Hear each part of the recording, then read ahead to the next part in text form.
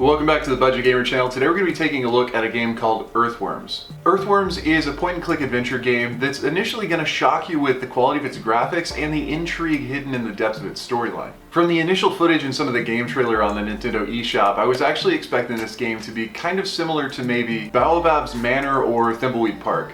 The surrealism in the story, the visuals, and even the graphics give you this kind of Twin Peaks vibe, which I gotta say is pretty awesome for a point-and-click adventure. It's both interesting and mildly creepy enough to really keep you engaged. But all of these associations and praises may actually be overshadowing the game just a bit. Playing the game as a Buddhist yogi detective, you'll wander through this creeptastic island to uncover the mystery of this tentacle-besought fishing village. Each area you move to within the game and each character you encounter unveils a slight level of creep, which really does make you want to figure out just what the heck is going on. But despite the quality of the audio and the beautiful imagery within the game, the dialogue in Earthworms seems a little underwhelming. Certain interactions are a little bit confused, and I'd have to say that this might be stemming from a translation issue. But despite the slightly clunkiness of the translation issues in the actual written dialogue, it doesn't distract from the gameplay as much, unless you're a player who's more devoted to the written story and character interactions than the overall premise of the game. Like most point-and-click adventures, and I'm sure as everyone would expect from the genre in general, Earthworms will have a wealth of task-based mysteries, having the character run back and forth over the map to make sure that they have the exact right item to finish a certain encounter or solve a puzzle. But this is where one of Earthworms' largest flaws actually comes into view.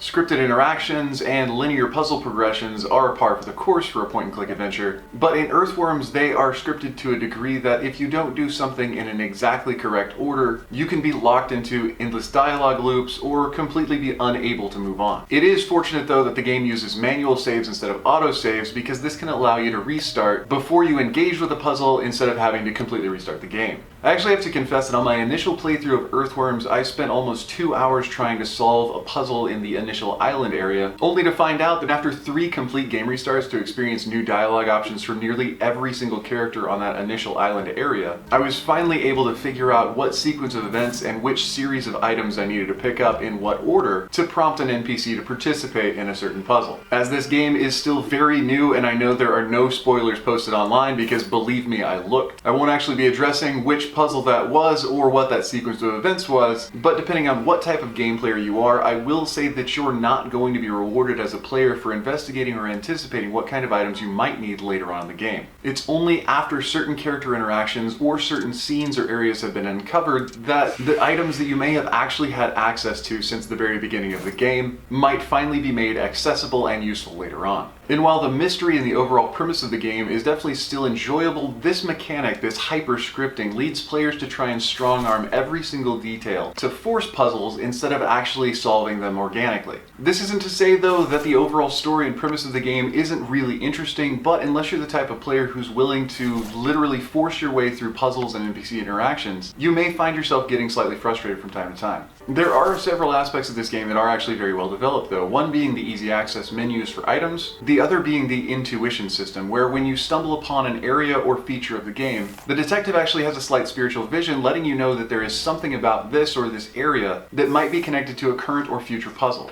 The third being the diary that actually lets you know what your current objective is. However, the diary can be quite vague and does leave you to solve the mystery 90% on your own. I do actually like the vagary in the diary though, because it doesn't help you too much and allows you to still feel satisfied and not handheld while you're solving puzzles. After making it past the island's initial introductory puzzles, the game progresses at an exponential rate, turning the creep factor from almost 0 to 11 really fast. This rapid escalation in the creep factor does come at a bit of a price though. If you are gifted at point-and-click adventures, you may be able to cruise your way through this game in just under 2 hours. And unfortunately, due to the length of the game and the hyper-scripting of character interactions and puzzle solutions, Earthworms might not have that much replay value. And while I would never want to discourage any fans in the genre from trying this one out, I would want them to be aware that while its themes are parallel to things like Thimbleweed Park, its gameplay mechanics just aren't quite at that level.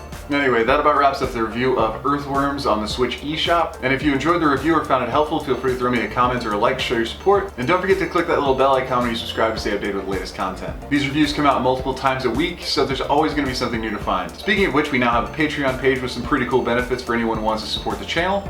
But anyway, this has been Budget Gamer, so as always, thanks for watching.